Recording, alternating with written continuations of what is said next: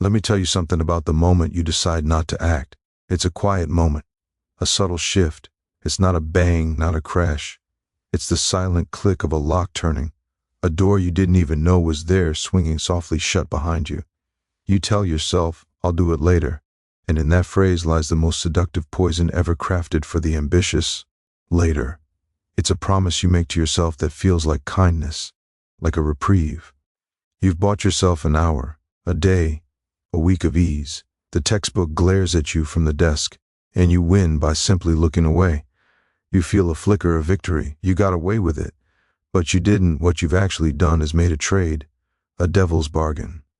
You've traded a single, solid brick of effort, something you could lay down today with steady hands, for a future phantom of 10 bricks you'll have to desperately scramble to lift all at once. You've swapped the mild, manageable discomfort of focused discipline for a future debt of pure, undiluted panic. And that debt always collects, with interest. Think about the geometry of evasion. It's a shrinking room. Today, you have space. You have time to think, to breathe, to make a plan, to ask for help, to make a mistake and correct it. The assignment is a task, but with every later you utter, the walls of that room begin to inch inward. The task transforms. It's no longer just the work. It's the work plus the gathering storm of shame for not starting sooner. It's the material plus the sleepless night. It's the problem set plus the frantic messages to classmates. The sick feeling in your gut as you realize you don't even know the basic concepts needed to begin. The room is now cramped, airless. What was a task is now a trap of your own design. This is the grand illusion, that in avoiding the small, specific ache of effort now, you are avoiding pain altogether. You are not. You are merely choosing the form your pain will take. You are selecting the sharp, catastrophic agony of failure and desperation over the dull, productive burn of growth. One forges you, the other breaks you, and you are the one placing the order. Look at the quiet hours between now and that deadline. In one reality, those hours are a series of stepping stones. You cross one each day. The water beneath might be cold, but the path is solid. You arrive at the other side dry, prepared, stronger for the crossing. In the other reality, the one later builds for you, those same hours are a chasm you ignore until you're at its very edge in the dark, with no bridge in sight. Then you must jump, and you will fall. The ground at the bottom is littered with the wreckage of half-understood concepts and the shattered glass of your own self-trust. I work better under pressure, you might say. That is the lie the procrastinator tells himself to feel like a hero instead of a casualty. You are not working better, you are working desperately. There is a difference. One is the precision of a surgeon, planned and practiced. The other is the flailing of a drowning man. Both are intense. Only one is effective. Only one leaves you with something built to last. The other just leaves you gasping on the shore, vowing never to drown again, until the next wave comes, bigger because you never learned to swim. This illusion of later is the enemy's masterstroke. It doesn't attack you, it convinces you to disarm yourself.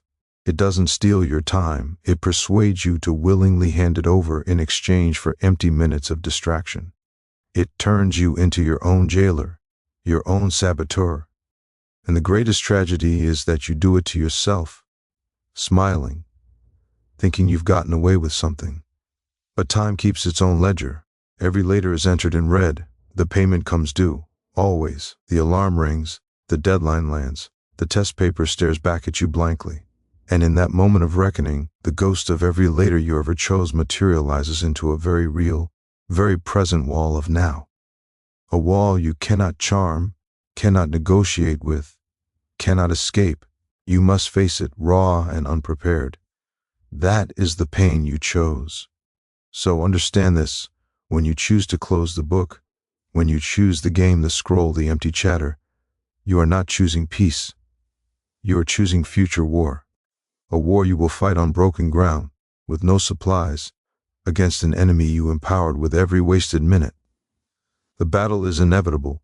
The only choice you have is when you arm yourself now. Consider the wall. It is high. It is formidable. Its shadow stretches long and cold, a barrier between you and everything you intend to become. To look at it complete is to feel despair. It is a thing meant to be built by armies over seasons, not by a single pair of hands in a single frantic night. This is how you see the semester, the course, the year, a monolithic, impossible wall of demands. And so you turn away. The scale of it justifies your retreat. You tell yourself it is too much. You are not wrong, it is too much, all at once. But you are looking at the finished wall, not the process of its creation. You are studying the problem from the wrong angle. No mason ever lifted a wall into place. He lifted a brick, then another, then another. The material is the same: clay, shale, fire. The difference between the pile and the barrier is not a miracle of strength, but a law of physics, the relentless, undramatic application of pressure consistently in one direction, over time. This is the truth you must sear into your mind. Mastery is not an event, it is a climate. It is the steady atmospheric pressure of daily effort that shapes the landscape of your mind. You do not cram a skill into being, you cultivate it like a crop. You do not storm the citadel of knowledge in a single, glorious doom charge. You surround it, patiently. You dig your trenches of understanding a little deeper each day. You reinforce your bulwarks of memory with every review, until one day you look up and the fortress surrenders, not because you broke its gates, but because you made its walls irrelevant. Think of your mind as ground, hard, untilled. Every day you avoid the work, the ground grows harder, packed down by the tread of distractions, cracking in the sun of your indifference. To break it with a last-minute plow is a brutal, shattering effort. The machinery of your will screams in protest. The yield is poor, the roots shallow. But to visit that same ground each day, with even a single deliberate stroke, to turn over even a small patch, that changes the soil itself. It becomes receptive. It accepts the seed. It holds the rain. What was once a battle against concrete becomes a partnership with fertile earth. The work becomes easier not because the material changed, but because you changed the conditions of the engagement. This is the compound effect. It is the silent arithmetic of the universe that favors the persistent. One page today seems meaningless, one problem, one concept. It is a single grain of sand on a vast beach, but return tomorrow. Add another grain, and another. Do not look at the beach, look at your hand. Just the grain, just today's grain. And as the days accumulate, a dune begins to form. It shapes itself against the winds of forgetfulness. It becomes a landmark, then a shelter, then a foundation you can build upon. The grains are nothing alone. Together, they redirect tides. The panic of the last minute is the agony of trying to manufacture a dune from a landslide. You are buried in the avalanche of your own neglect. You are not building, you are digging yourself out, choking on the dust of everything you failed to do. Compare that to the quiet dignity of the bricklayer. His progress is invisible to the casual obs. Hour after hour, he seems to be doing nothing but repeating a simple, tedious motion. But he is never buried. He is always above the foundation, placing the next brick with calm precision.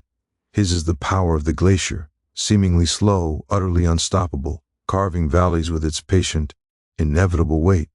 Do not confuse motion for progress or frenzy for achievement. The crammer in the night, wired on fear and caffeine, is a spectacle of motion, but his progress is a ghost. It leaves no trace in the hardened ground of long-term memory. It is a shadow cast by a flickering light. It will vanish with the dawn. The true progress belongs to the one who sat in a quiet afternoon for one focused hour and forged a single sturdy connection in his mind. That connection will hold. It will bear weight. It will be there tomorrow and the day after, a solid piece of the whole. This is how you dismantle the illusion of the impossible wall. You stop looking at its height. You look at the brick in your hand. You ask only one question: can I lay this one brick today? The answer is always yes. That single yes, repeated, is a spell that dissolves mountains. The grand plan is not your concern. The system is. The ritual of showing up in this place at this time and applying your mind to the one small, manageable piece of the whole. The calendar becomes your ally. Each day crossed off is not a day gone. It is a brick laid, a battle standard planted on the field of time. The pain you are avoiding by procrastinating is not the pain of effort, it is the pain of the first brick, It is the friction of starting. It is cold, it is awkward, your hands are clean, and you wish to keep them that way. But once that first brick is set, the next finds its place more easily. Momentum is not a force you wait for, it is a force you generate by initiating the sequence. By proving to yourself daily that you can do the thing you said you would do. You are not building a wall of knowledge. You are building a wall of self-trust, one kept promise at a time. Let the others be surprised by the deadline. Let them face the monolithic wall with nothing but their bare, empty hands. Your wall will already be built. You will have built it in the daylight, with steady breath and clear eyes, feeling not the crushing weight of the whole, but the satisfying, granular weight of the single perfect brick. So pick up your brick today. Then do it again tomorrow. The wall will build itself. You think you know the pain you're avoiding. You think it's a bad grade, a red mark on a page, a number. You tell yourself you can survive it. And you're right, you can. A bad grade is a bruise. It fades. But you are mistaking the first faint ripple in the water for the depth of the wreckage that struck the ocean floor. The true pain is not the mark. It is what the mark unlocks. It is the cascade of consequences that follows, silent and irrevocable. That grade is not an evaluation. It is a key. It opens doors, or it locks them. When you choose not to study, you are not choosing a lower score. You are choosing, blindly, which doors will remain sealed to you forever. Behind one is the advanced class that ignites your passion. Locked. Behind another is the scholarship that lifts a financial weight from your family. Locked. Behind a third is the internship, the recommendation, the first real step on the path you claim you want to walk. The lock clicks shut with a finality you will not hear until you arrive, years from now, and find the handle will not turn. That is the pain. It is the pain of opportunity, vanished. It is the ghost life of what could have been, haunting the life you settled for. This pain is the erosion of your own voice. It begins quietly. You enter the next company, unprepared. The concepts are a language you never learned. The instructor speaks, but to you, it's noise. You must spend your energy deciphering yesterday's basics, while the class moves on to tomorrow's complexities. You fall behind, not because you lack the mind for it, but because you lack the discipline for the foundation. You become quiet in discussions. You stop asking questions because the questions themselves would reveal the depth of your lack. You begin to shrink. Your confidence, that essential fuel for achievement, is siphoned away, replaced by the dull hum of chronic inadequacy. You learn to expect confusion. You learn to accept being lost. This is a deeper pain than any failing grade, the pain of watching your own potential retreat from you, not because it was taken, but because you failed to reach for it when it was near. Then comes the pain of explanation. You will have to give an account, not to me, to those who believed in you, to the parent who worked a late shift, to the mentor who wrote you a letter, to the version of yourself that once dreamed without limits. You will look them in the eye, or worse, you will avoid their gaze. And you will have to dress up your neglect in the costume of circumstance. It was too hard. The teacher wasn't fair. You will become a manufacturer of alibis, and with every excuse you utter, you will feel a small, essential piece of your integrity crumble. You will know you are lying. To them and to yourself. The person you present to the world will drift further from the person you know you could have been. That rift is a permanent source of cold pain. We speak of chains as if they are forged in some distant prison. They are not. They are forged in these moments, in the comfortable chair where you chose distraction over duty. Each link is a skipped lesson, an ignored reading, a postponed practice. They feel at first, insignificant, but they accumulate. And one day you go to move toward a goal, toward a challenge, toward a dream that requires preparation, and you hear the rattle. You are not as free as you believed. Your own past choices have become the confine of your present options. The pain is the realization that the cage is of your own design. The lock is on the inside, and you threw away the key in 1,000 moments of laziness. There is also the pain of bystander. You will watch others advance. Classmates who grasp the material you ignored will form study groups from which you are subtly excluded. They will discuss futures that sound like foreign countries to you. They will build momentum while you are still trying to find traction. You will smile, you will nod, but inside you will feel the cold, hollow ache of exclusion. Not because they pushed you out, but because you failed to secure your place. You chose not to board the train when it was in the station, and now you watch its lights recede into the distance, standing on an empty platform in the gathering dark. That loneliness, that sense of being left behind by your own inaction, is a profound and specific agony. The world operates on a simple, brutal economy of readiness. When the moment of chance arrives, the audition, the interview, the critical test, it does not ask for your potential. It does not care about your good intentions last week. It demands demonstration. Now, if you have not built the skill, if you have not stored the knowledge, you will have nothing to demonstrate but your fear and your empty hands. The opportunity will pass to someone who is ready. It will not weep for you. It will not look back, and you will be left with the hollow, ringing silence of if only. If only I had opened the book. That if only becomes your companion.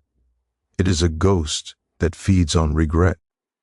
This is the TRUE cost. It is a compound interest of regret, paid in the currency of diminished self, closed doors, and silent betrayals of your own capability. A bad grade is a symptom. This is the disease. You are not gambling with points on a test. You are gambling with the architecture of your own future. Every time you choose the path of least resistance, you are voting for a smaller life. You are authoring a story of compromise and signing your name to it in the ink of wasted time. Do not confuse the sting of a single failure with the chronic, lifelong ache of underperformance. One is a battle. The other is the slow, certain loss of the war for your own soul. Build the foundation now, or spend a lifetime mourning the tower you never built. You stand at a forge, but it is not a forge of steel and fire you can see. It is a forge of moments, of choices, and with every decision you make, to open the book or close it, to focus or to flee, you are not just completing a task. You are hammering on the raw metal of who you will become. You are not passing time. You are sculpting your future self with the tools of your present attention. Think of your future self as a stranger you are destined to meet, a person living in a world of consequences. That stranger wakes up in a specific room, born from the career you forged or failed to forge. He faces a specific set of problems, challenges that are either manageable mountains to climb or impassable cliffs he cannot scale, based on the skills you stored for him now. He looks in a mirror. Do you want him to see a capable man, resourceful and ready, or a man hollowed out by regret, staring at a reflection of potential squandered? He is not separate from you. He is you, hardened into the shape you are currently deciding. Every time you choose the video game, the aimless scroll, the gossip, over the work that matters, you are not taking a brea. You are writing a prescription for that future man. You are prescribing him a dose of limitation. You are whispering to him, you will not need to know this. You will not need that strength. It is okay to be weak here. You are actively disabling him. You are sending him into his battles without his armor, and you are doing it from the safety of your past. It is the greatest betrayal. To betray the man you have not yet met but are forever becoming. Your identity is not a fixed stone. It is a narrative you write daily with your actions. Call yourself a student, then act. A scholar, then study. A person of discipline, then demonstrate it. When your actions divorce themselves from your stated identity, a crack forms. That crack is cognitive dissonance, the sickening feeling of being a fraud in your own story. To avoid that pain, you have two choices. Change your actions to match your aspirations, or, more tragically, lower your aspirations to match your laziness. Most choose the latter. They stop calling themselves capable. They settle for easily distracted. They exchange the mantle of a contender for the shroud of someone who just gets by. This is how you die before you are ever buried. You murder your own potential, and then live in the empty house of your diminished expectations. the freedom you crave, the freedom to choose your path, to command respect, to live without the gnawing anxiety of being exposed as unprepared. That freedom is not found in avoiding work. It is manufactured by doing the work. Discipline is not the jailer of your freedom. It is the blacksmith. It forges the key. Every page you read is a strike of the hammer, tempering the key that will unlock a future of broader choices, of genuine autonomy. The person who has prepared has options. The person who has not has only pleas and excuses. Which man do you wish to be? The one who selects, or the one who begs? Look at the person you admire, the one with skill, with presence, with a calm certainty. That was not a gift. That is an accumulation. They are a museum of their own past efforts. Each mastered skill, a sculpture on display. Each conquered challenge, a trophy in a case. Their confidence is not arrogance. It is the quiet knowledge of someone who has met themselves in the arena of effort and knows what they are made of. You are building that museum right now. What will it hold? The artifacts of dedication, or the empty spaces where your achievements should have been? This is the profound responsibility you carry. You are both the architect and the laborer for a life that hasn't happened yet. The blueprint is drawn with your plans and your dreams, but the structure rises only with the bricks of your daily labor. You cannot draw a palace and then lay a foundation of sand and wonder why it collapses. The dream is meaningless without the substance of action to give it weight, to make it real. Your future self will live in the house you are building right now. Will it be a fortress or a ruin?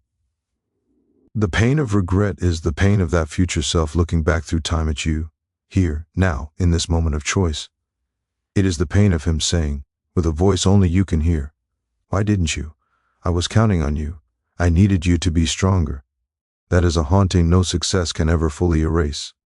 Conversely, the pride of achievement is that future self looking back with gratitude. A silent nod across the years.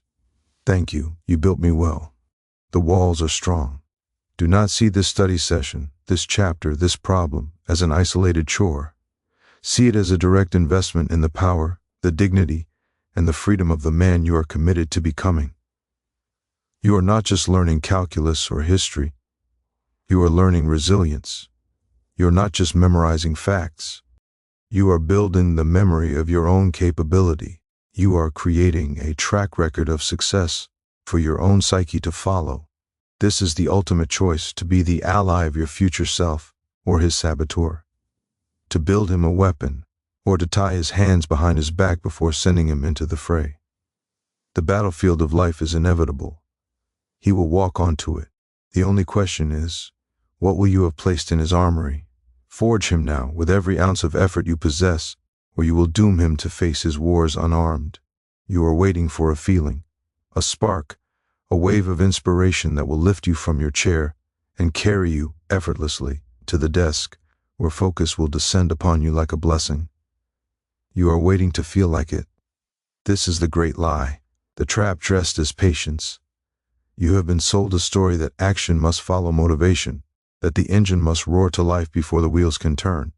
It is a story designed to paralyze the ambitious and comfort the lazy. It is poison. Motivation is a phantom. It is the weather of your mind, changeable, fleeting, utterly unreliable. It is the sunshine that makes the first mile of a run feel easy, and the thundercloud that makes the thought of the second mile seem impossible. If you only move when the sun is out, you will spend most of your life standing still, waiting for a forecast that never comes. You cannot build a life on sunshine. You build it with shelter. You build it with structure. You build it with the bricks of a discipline that functions in rain and snow and the gray, ordinary days when no feeling stirs you at all. Discipline is not the absence of desire. It is the decision that desire is not the governor. It is the cold engine turning over on a winter morning because you turned the key. It is the grit in the machinery that says the system is operational regardless of how you feel. Motivation whispers, "Not today." Discipline states, "The schedule is today." One is a suggestion from a fickle guest. The other is the law of your own house. Look at the athlete in the pre-dawn gloom, lacing his shoes. Does he feel like it? His body aches. His bed is warm. The dream is vague and distant, but the schedule says 5 a.m. The system demands the run. He does not negotiate with his feelings. He subordinates them to the plan. He acts. And somewhere in the third mile, a feeling often arrives, not as the cause, but as the reward for action, clarity, power, momentum. This is the secret. Motivation is not the starter of the engine. It is the exhaust fumes produced by the engine already in motion. You must create the friction first. The spark comes after. Your mind is a brilliant negotiator for your own comfort. It will produce 1,000 compelling, logical, even creative arguments for why now is not the time. You're tired. You need to be in the right headspace. You'll absorb it better later. These are not insights. They are sabotage in the language of reason. They are the immune system of your laziness attacking the foreign agent of effort. If you wait for your own resistance to approve of the work will never begin. You must learn to recognize the voice of resistance not as your counsel, but as your adversary. And you do not negotiate with adversaries. You bypass them. You act in spite of them. This is the power of the ritual, the system, the non-negotiable time block. It removes the debate. It transfers the decision from the volatile court of your daily emotions to the solid ground of a prior commitment. You do not decide if you will study at 7 p.m. At 7 p.m., you study. The decision was made last week, last month, when you were strong. You are not relying on a feeling. You are obeying a command you gave to your future, weaker self. You are your OWN general, and you are following your own orders.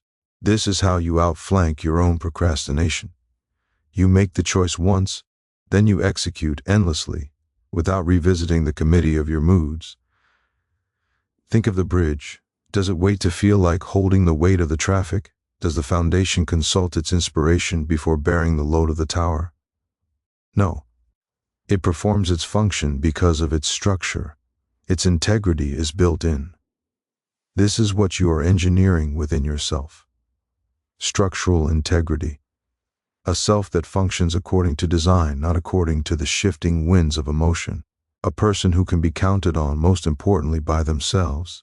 The cult of motivation sells you passion. Passion burns bright and fast. It is a firework. Discipline is the fusion reactor. It is dull. It is invisible. It produces a constant, unimaginable power by the relentless, undramatic application of pressure and containment. It does not care if you are passionate about the containment field today. It only cares that the field is maintained. Your studies are not about passion for quadratic equations. They are about the maintenance of your containment field, your ability to focus, to persist, to see a thing through even when every cell screams for release. Every time you act without the prerequisite feeling, you are doing more than completing a task. You are performing a rewrite on your own neural circuitry.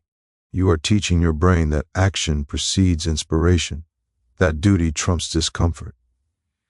You are forging a new identity, not someone who works when inspired, but someone who works, period. That identity becomes your anchor. When the storms of doubt and laziness come, and they will, you will not be a leaf blown about. You will be the thing the leaves blow against. Stop waiting for the ghost of motivation to possess you. It is a seance for the weak will. Ed, you are not a medium to be inhabited by fleeting spirits of focus. You are the builder, the engineer. Lay the track of your routine and then walk it. Today, tomorrow, the next day. The feeling you are waiting for, that sense of mastery, of control, of progress, is waiting for you at the far end of that track. It will not come to find you where you stand, idle and waiting. The world is not shaped by those who felt like it. It is shaped by those who did it, regardless. So turn the key, start the engine in the cold. The warmth will come from the motion. They never tell you about the quiet, the deep, solid quiet that comes when you close the book, not out of surrender but out of completion, when you know in your bones that you have done what was required. It is a silence that is not empty, but full, a reward that arrives not in some distant future, but now, in this very breath. While others are haunted by the ghost of what they have not done, you are accompanied by the concrete fact of what you have. This is not a small thing. It is the foundation of everything that follows, a mind at peace with itself. Consider the alternative, the low-grade chronic fever of avoidance. It simmers beneath every distraction. You are watching a screen, but a part of your mind is in the dark corner of the room where the unopened textbook lies. You are laughing with friends, but the laugh has a hollow echo because you know it is bought with stolen time, a debt that is accruing interest in the shadows. Your leisure is poisoned. Your rest is not rest. It is a tense ceasefire, fragile and temporary. You are never truly free because the undone thing holds a leash on your attention, and it tugs with every passing hour. This is the true cost of procrastination. It steals your present, along with your future. It makes a prisoner of your own peace. But when you act, when you do the thing, sever that leash. You pay the debt of effort in the currency of now, and the return on that investment is immediate. Emancipation. The hours that follow your study session are yours, truly yours. You can spend them in genuine recreation, in deep sleep, in idle wonder, without the whispering ghost of guilt at your shoulder. That video game, that conversation, that walk in the sun, they taste different. They are not escapes. They are enjoyments. There is a lightness to them, a purity, because you have earned the right to be light. You have stood your ground, and now you are free to leave the battlefield without looking back. This is the control. It is the most powerful sensation a person can know. Not control over others or over circumstance, but control over the chaos of your own potential. It is the feeling of being the author, not the victim, of your day. You looked at a void of time, and you filled it with intention. You transform potential energy into kinetic progress, and in doing so, you send a message to the deepest part of your psyche: I am reliable. I can be counted on. I am in command here. That message is more valuable than any grade. It is the bedrock of self-respect. Each time you follow through, you pour another layer of concrete on that foundation. You build a citadel of self-trust that no future failure can ever fully breach. Look at the face of someone carrying a secret burden of unpreparedness. There is a flicker in the eyes, a slight tension in the shoulders. They are waiting for the reckoning. They are living in the future's shadow, and it dims the present. Now look at the face of someone who is prepared. The calm is not arrogance. It is simply the absence of internal conflict. The mind is not divided against itself, one part scheming excuses, the other dreading exposure. It is integrated, whole. That wholeness is a form of power. It allows you to engage with the world directly, not through a filter of anxiety. You can listen, truly listen to a teacher, because you are not frantically scanning for what you should already know. You can contribute because your thoughts are not crowded out by panic. You can think because your cognitive bandwidth is not consumed by managing your own guilt. This clear conscience is not a passive state. It is an active force. It is fuel. The energy you were wasting on mental evasion, the crafting of alibis, the repression of dread, is now available to you. It is energy reclaimed from the defense of your negligence and redirected to the offense of your ambition. You are no longer a garrison holed up in a fortress, awaiting a siege. You are the expeditionary force, moving into new territory. The morale of your own psyche is high. And morale, in the long campaign of achievement, is everything. Do not underestimate the pleasure of a task completed. It is a clean, sharp, definitive joy. It is the closing of a loop. The universe, in its chaotic flow, favors entropy, the tendency of things to fall apart. When you study, when you prepare, you are enacting a small, vital rebellion against that entropy. You are imposing order. You are creating a pocket of cosmos in the chaos. And in that act, there is a profound, almost spiritual satisfaction. You have matched your fought against a requirement of the world, and you have met it. You are in that moment, in alignment. There is no friction. This is the immediate reward. It is not a trophy on a shelf in 10 years. It is the steady glow in your chest tonight. It is the ability to look at your reflection without a flinch of avoidance. It is the deep, restful sleep of the laborer, not the fitful tossing of the debtor. It is the space to breathe, Truly breathe, because your mind is not a cluttered room of unfinished business. You are trading the cheap, anxious thrill of borrowed time for the profound, steady currency of self-possession. One is a stimulant that leaves you depleted. The other is a nutrient that builds you from the inside out. The peace of a prepared mind is the only armor you need, and the only reward that matters.